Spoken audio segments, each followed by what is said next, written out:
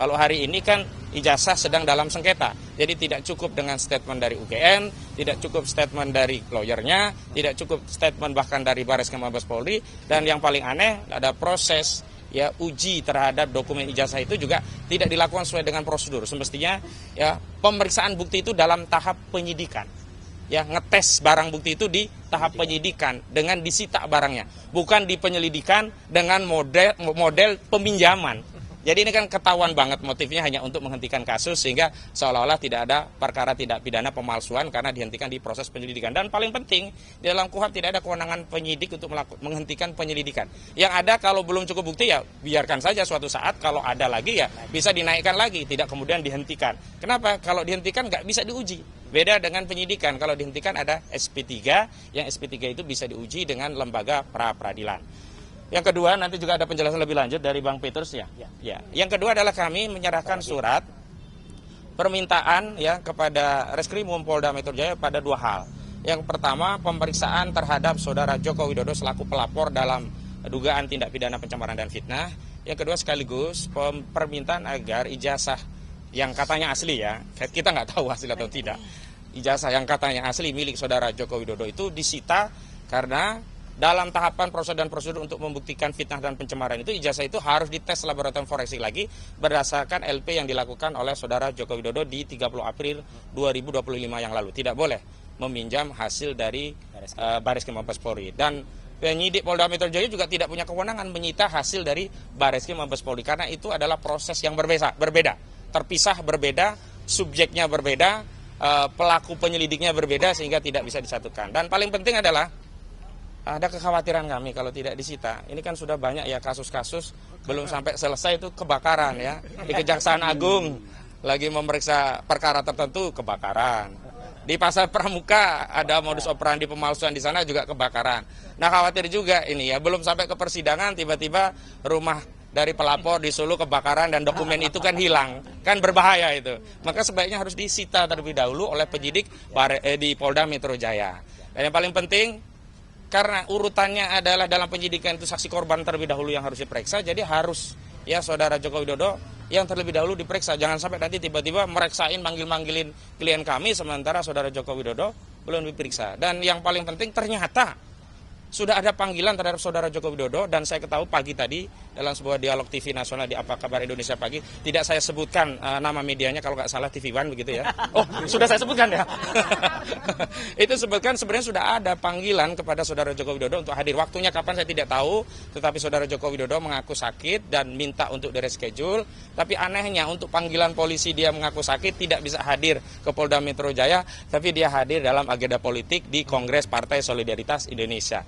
Nah, sebenarnya selama ini yang bermain politik itu siapa? Kan kita ya dianggap ada agenda besar perasaan politik Saudara Joko Widodo, ada pihak-pihak yang mencoba untuk mendowngrade dirinya, ya menjatuhkan reputasi politiknya. Nah, tindakan Saudara Joko Widodo yang tidak memenuhi panggilan pada saat yang sama dengan alasan sakit justru hadir di acara Kongres PSI itu justru yang mendowngrade reputasi Saudara Joko Widodo. Harusnya sebagai warga negara, apalagi mantan presiden 2 periode, sebagai bapak bangsa, negarawan, dipanggil polisi datang.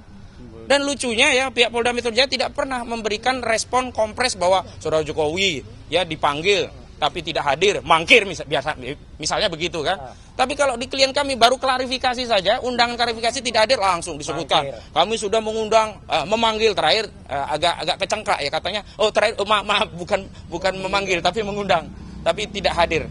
Nah hari ini kenapa? Giliran kubu Saudara Joko Widodo tidak hadir, tidak ada kompres resmi dari Polda Metro Jaya, tidak juga pernah menerangkan bahwa panggilan itu sudah patut dan kapan akan diperiksa lebih lanjut. Jadi salah satu ya parameter keadilan itu jika proses prosedur dan tahapan dalam penyelidikan dan penyidikan itu diberlakukan secara sama. Jadi itu yang kami ingin sampaikan kepada Kabak Wasidik dan juga Reskrimum Polda Metro Jaya, dan surat nanti akan kami serahkan. Tapi karena di sini ada klien prinsipal, kami juga akan persilahkan klien prinsipal untuk menyampaikan pandangannya. Pertama kepada Pak Roy Suryo, silakan Pak. Lawyer dulu aja. Lawyer. Pak Roy Suryo. Oke. Baik. Nanti Pak Roy. Assalamualaikum warahmatullahi wabarakatuh. Assalamualaikum warahmatullahi wabarakatuh. Ya, saya tidak ingin mengulangi apa yang sudah disampaikan oleh Pak Ahmad Kosinudin, ya, koordinator non litigasi, sembari kita menunggu koordinator litigasi Pak Petrus Celestinus, dan juga nanti penjelasan dari kuasa-kuasa hukum kami dan juga dari prinsipal yang lain ya. Maaf. Jatuh. Ya, Banyak banget itu. Ya, jadi yang pertama adalah benar bahwa hari ini karena saya adalah yang prinsipal, jadi kami yang kemudian dibela oleh beliau-beliau ini, jadi kami patut dan wajib datang. Oleh karena itu, ya, saya pun mengatakan kami selaku quote and quote terlapor itu sudah siap 11.000 triliun % siap kita ya untuk hadir ya. Tetapi sama seperti tadi yang disampaikan Pak Ahmad Kosinudin, dalam perkara ada yang pelapor, seharusnya pelapor itu duluan yang diperiksa ya. Pelapor itu duluan, urutannya begitu, dalam UHAP urutannya juga begitu. Jadi tidak lazim, tidak umum, bahkan aneh jika pelapornya, saya makanya juga tanya, kenapa pelapornya belum diumumkan untuk diundang atau dipanggil ya untuk datang. Ya, karena dalam perkara ini saja sebenarnya sudah ada yang main-main. Dari 5 pelapor di masing-masing Polres, itu ada 2 ya. Kalau nggak salah satunya Karahayan, satunya siapa gitu ya. Andi Kurniawan. Bukan, yang Andi Kurniawan, Lekumanan itu serius. Satu lagi serius lagi yang Kapriani. Kapriani sama satu lagi yang Karahayan yang gugur. Itu tidak serius. Polda harus mengumumkan juga bahwa ada pelapor yang tidak serius, sudah lapor, capek-capek Polda itu melakukan proses undang klarifikasi, ternyata pelapornya malah nggak hadir, ya mangkir. Harus sebutkan juga sama dong, pelapornya mangkir, ya sehingga tidak terjadi. Sudah ada 2 sebenarnya pelapor, jadi 2 itu kalau dibandingkan dengan 6 itu 1/3 dari pelapor itu gugur.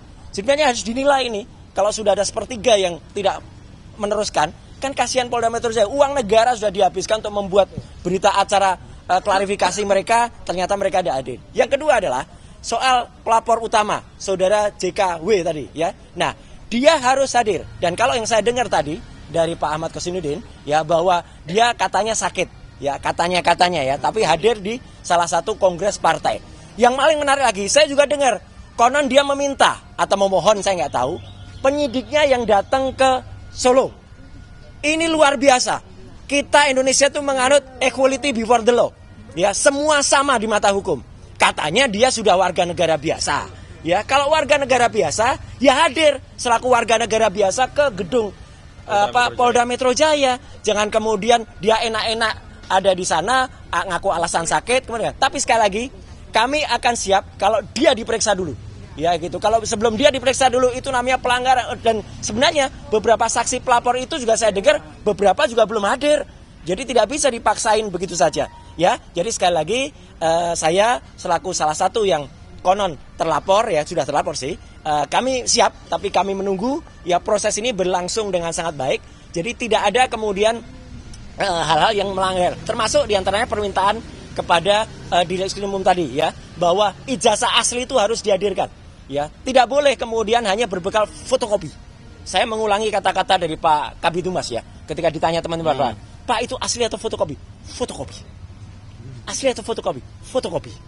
Nah, apa bisa hanya berbekal fotokopi naik ke penyidikan? Ini aneh juga.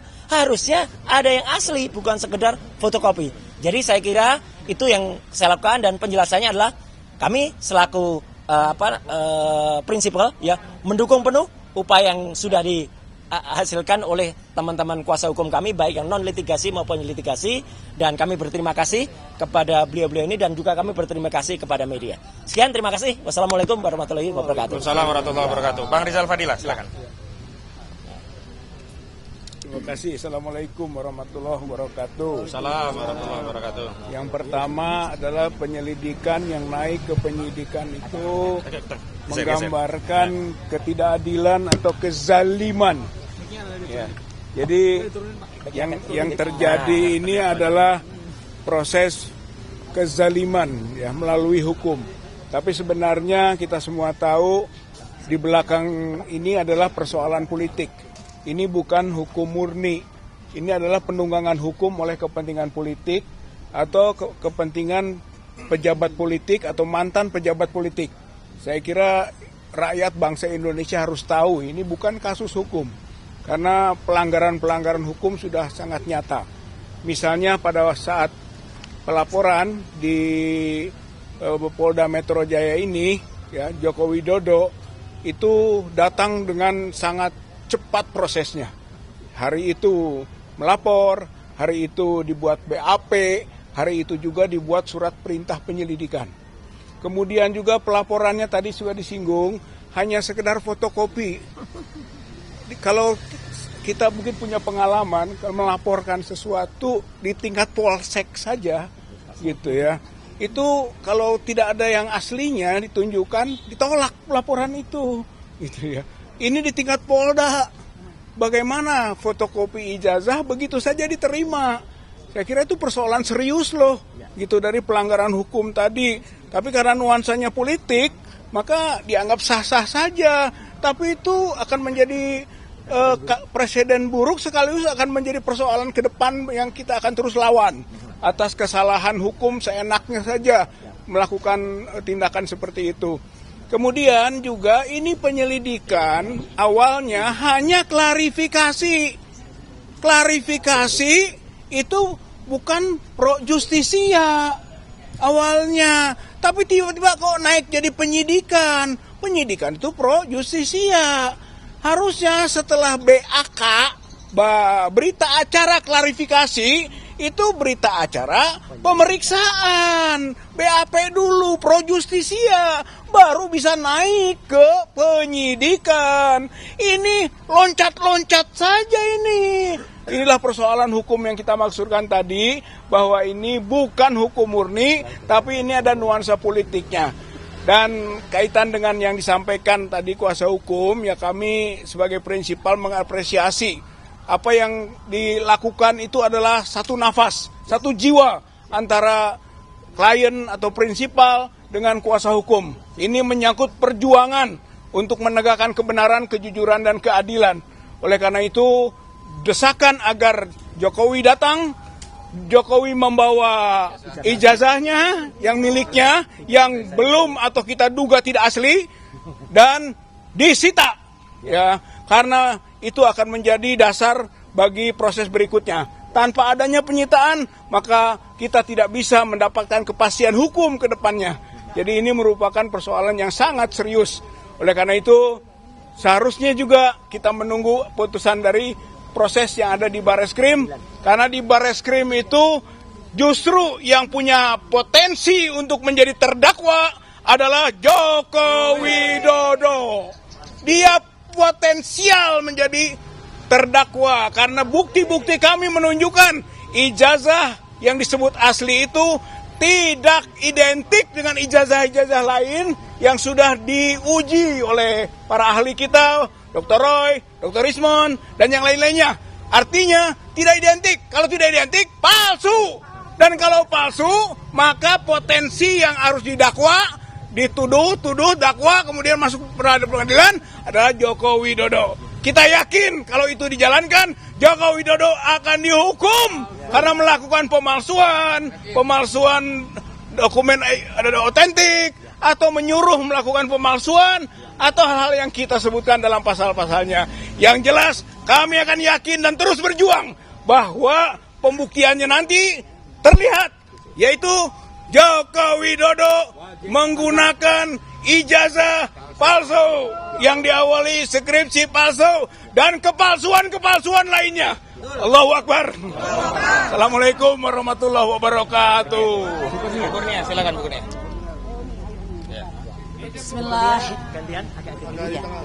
Bismillahirrahmanirrahim. Assalamualaikum warahmatullahi wabarakatuh. Ini saya mulai dengan mengucap terima kasih ya kepada semua jurnalis. Ini sesuatu yang amazing menurut saya.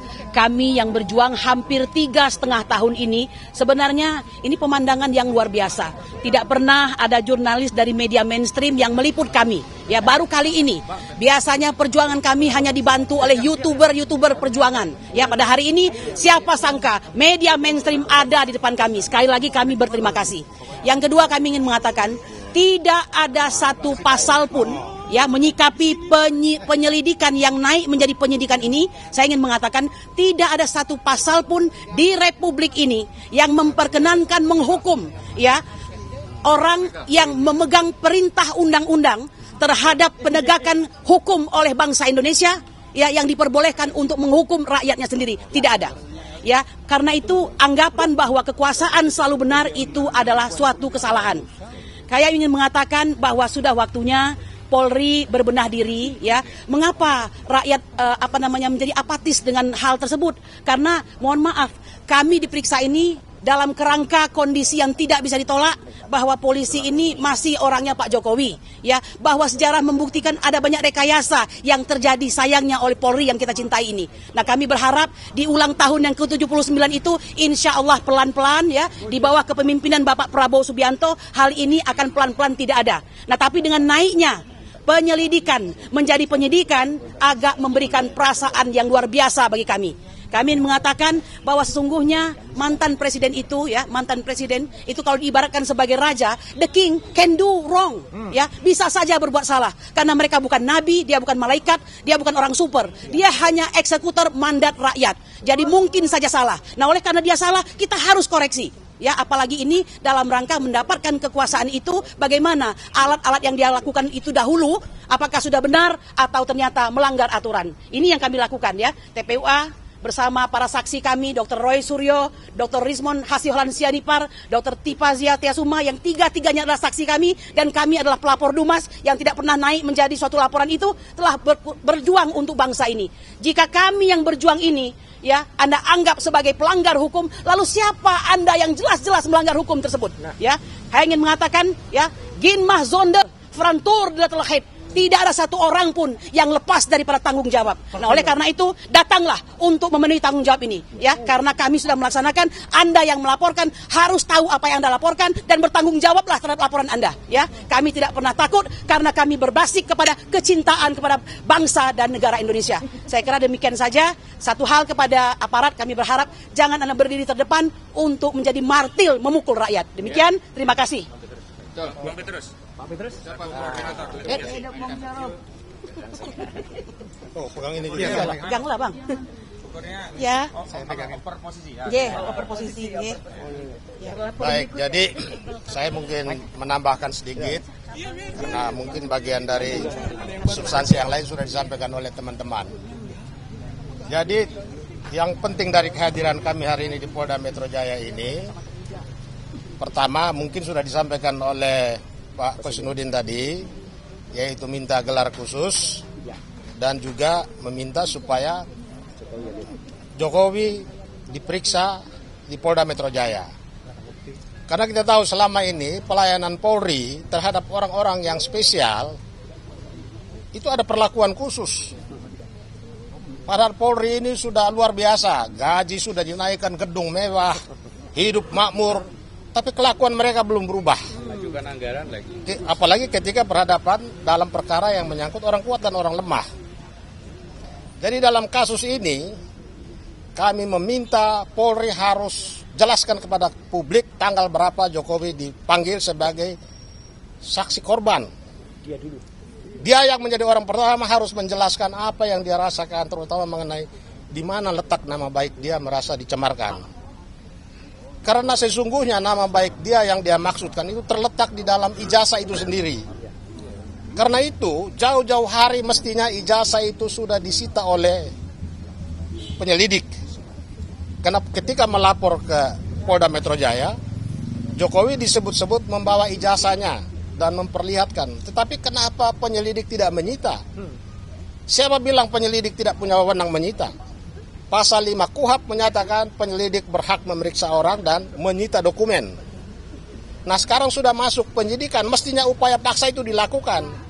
Apalagi sekarang muncul berbagai informasi termasuk dari Profesor Sofyan Effendi yang secara rileks, ya, dalam keadaan santai, tenang, pikiran jernih menyatakan bahwa ijazah Jokowi itu disebut-sebut palsu oleh seorang mantan rektor. Harusnya polisi segera melakukan tindakan kepolisian mengamankan ijazah itu. Karena bisa saja ijazah itu kemudian dikatakan hilang atau terbakar atau dicuri orang. Lalu bagaimana membuktikan soal ijazah itu palsu atau tidak, sah atau tidak? Mungkin dia asli, tetapi ada nomenklatur lain bahwa aspal.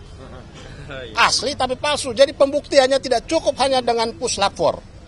Pemeriksaan secara laboratoris di Barreskrim itu hanya menyatakan dia identik, tapi identik dengan yang mana? tidak jelas. Jadi harusnya proses di Bareskrim Polri itu harus masuk sampai pengadilan untuk menentukan ijazah itu sah atau tidak. Bukan di tahap penyelidikan lalu dihentikan. Ini yang kita bilang perlakuan Polri terhadap pelayanan keadilan terhadap masyarakat itu masih diskriminatif. Jokowi terlalu mendapat pelayanan yang berlebihan. Bawa ijazah ke Bareskrim hanya diperlihatkan sebentar, dititip sebentar terus dibawa pulang lagi. Sementara di sini sudah masuk penyidikan, barang bukti ijazah yang merupakan benda yang langsung berhubungan dengan nama baik dia sampai sekarang belum pernah ada di tangan penyidik Polda Metro Jaya. Jadi itulah yang membuat kami hari ini datang, ya menyampaikan polisi harus jelaskan orang pertama pada kesempatan pertama di awal penyidikan kapan Jokowi diperiksa. Masyarakat menunggu karena Polri sendiri sudah mengakui bahwa perkara ini adalah perkara dengan perhatian masyarakat yang sangat luas, bersifat nasional. Jadi masyarakat harus tahu, harus terbuka. Sekedar menyatakan bahwa tanggal sekian kami panggil Jokowi sebagai saksi korban untuk pertama kali dia didengar dan diperiksa. Bukan dia bercerita lalu cipika-cipiki terus bawa pulang ijazah. Tidak bisa begitu. Jadi saya kira itu saja. Terima kasih. Ya, Bang Samsir, silakan Bang. Langsung, Bang. Oke, saya lanjutkan. Assalamualaikum warahmatullahi wabarakatuh. Ya, baru aja kita dengar dari beberapa prinsipal kita. Ada Pak Roy Suryo, ada Ibu Kurnia, ada Pak Rizal Fadila. Ya, tentunya masalah ijazah palsu ini ikut terlapor ya. Nanti saya bicara sedikit. Boleh. Jadi mengejutkan. Masalah ijazah palsu ini sekarang ini sudah merentet kemana-mana.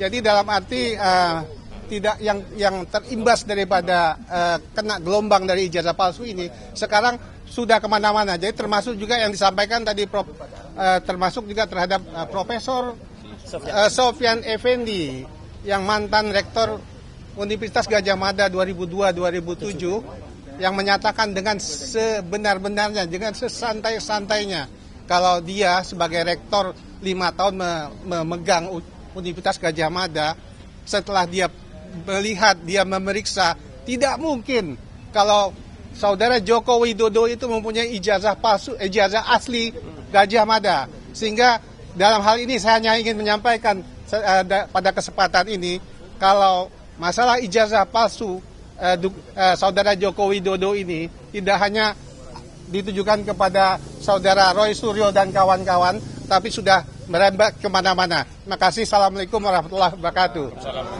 Bang Azam dulu, Bang Azam dulu. Bang Azam dulu ya. Iya. Agak ke tengah, Pak. Assalamualaikum warahmatullahi wabarakatuh. Jadi ada hal yang penting harus diketahui di dalam Undang-Undang Pelindungan Saksi dan Korban itu pasal 2, orang yang melaporkan itu harus ditindaklanjuti. Pasal 2 itu undang-undang ya. Jadi harus sampai putusan itu ingkrah. Nah, ini kan yang terjadi kepada Bang Egy yang sudah mengajukan laporan tanggal 9 Desember sampai sekarang Dumas tidak jelas. Malah dihentikan dalam penyelidikan. Penyelidikan itu bertentangan dengan KUHP 109. 109 menyatakan tidak mengenal yang namanya penyelidikan dihentikan. Yang bisa adalah penyidikan baru dikeluarkan SP3. Nah, ini semua ditabrak. Apalagi tadi sudah dijelaskan banyak hal ya, sama rekan-rekan baik penisipan maupun para lawyer di sini sudah dijelaskan. Jadi ada beberapa undang-undang yang semua ditabrak. Jadi poin yang paling penting, DPR sudah membuat Undang-Undang Pelindungan Saksi dan Korban pasal 2 harus jika ada orang yang melaporkan tidak bisa dilaporkan balik. Itu undang-undang yang menyatakan, bukan kita gitu loh ya. Maka kalau mau melakukan itu cabut dulu undang-undang itu, baru melakukan itu gitu loh. Ditambah lagi penguatan 109 KUHP bahwa tidak ada yang namanya penyelidikan itu dihentikan. Tidak pernah ada gitu loh ya. Kita mau pakai undang-undang apa mau pakai aturan yang lain. Saya kira mungkin itu. Terima kasih. Assalamualaikum warahmatullahi wabarakatuh. Michael Sinaga, salah satu terlapor. Oke. Nah, sebenarnya saya ini terlapor yang mengejutkan ya. Yang paling gemoy. Paling gemoy kayak Pak Prabowo. Nah, saya ini mengejutkan kenapa? Karena awalnya tidak dicantumkan sebagai terlapor. Awalnya kan RS dan segala macam, tetapi tidak ada saya. Tetapi tiba-tiba kemarin ada surat cinta lagi datang ke rumah saya bahwa saya terlapor. Nggak apa-apa. Nah, saya di sini hanya ingin menyatakan bahwa saya selama ini baik di Jakarta, baik di Jogja, di Boyolali, di Ketoyan, maupun di Pasar Pramuka, menjalankan tugas saya sebagai seorang jurnalis. Di mana saya memiliki kartu identitas wartawan resmi dari Dewan Pers, yaitu sebagai wartawan tingkat utama. Nah, waktu itu saya sudah katakan kepada penyidik, dan saya katakan penyelidik ya waktu itu, saya katakan pada penyelidik di Subdit Kamnek bahwa kalau mau membahas mengenai isi pemberitaan yang kawan-kawan jurnalis di sini semua pasti tahu, kita harus melalui mekanisme Dewan Pers, yaitu diajak ke Dewan Pers bersama Bapak Joko Widodo yang tidak terima namanya dicemarkan katanya oleh pemberitaan saya. Nah, dan saya akan temui dengan senang hati Bapak Joko Widodo di Dewan Pers supaya kita duduk bersama di satu meja dan saya berikan hak jawab.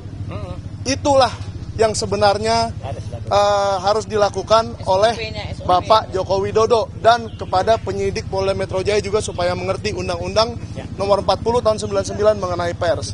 Nah, satu lagi yang saya sayangkan dari para penyidik baik di Bareskrim baik di Polda Metro Jaya, kok banyak sekali hal-hal yang saya temukan di Jogja, di Boyolali, di Ketoyan, tentang tahun 83 atau 85, dan di Pasar Pramuka yang sampai sekarang saya sudah temui lebih dari 10 orang ex pemilik kios, ex desainer entah ijazah, entah KTP, entah visa Amerika, banyak yang mereka bisa buat. Masa sih Polsek Matraman, Polres Jakarta Pusat, Polda Metro Jaya tidak mengetahui orang-orang itu?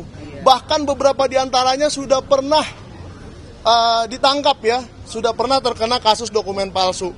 Masa sih tidak bisa para penyidik ini yang terhormat, yang hebat-hebat, yang pinter-pinter mencari tahu informasi bahwa Pak Iman Raharjo itu masih ada di situ sampai tahun berapa, bahwa si ini kemungkinan yang menjadi anak buah Pak Iman Raharjo di tahun itu sebagai desainer, sebagai yang ngambil orderan.